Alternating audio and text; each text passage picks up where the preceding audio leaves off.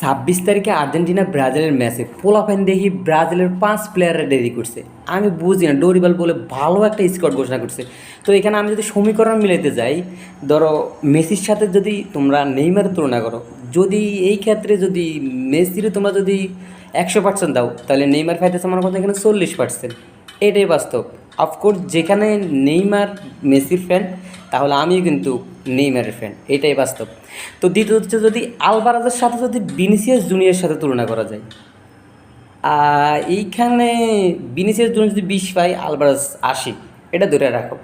তারপরে আর আছে কে, রাফিনহা, আর মনে করেন যে আমাদের গোল্ডেন বয় দিবালা। তো দিবালার সাথে রাফিনার সাথে তুলনা করলে যদি রাফিনার যদি 20 দেওয়া যায়, দিবালা নিশ্চিত 60, মানে সমীকরণে বলতেছি আর কি।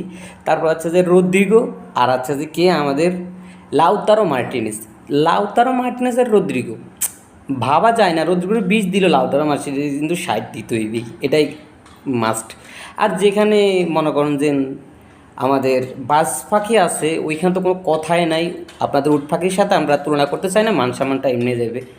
আর 26 তারিখে কিন্তু খেলাটা জমজমাট হতে চলেছে, সবাই একটু রেডি থেকেও পাঁচ টাচ দিয়ে দিই, মানে সমস্যা নেই। কিন্তু মানতে হবে ওইটাই, ডোরিবাল কিন্তু ভালো একটা ব্রাজিলের স্কোয়াড ঘোষণা করছে।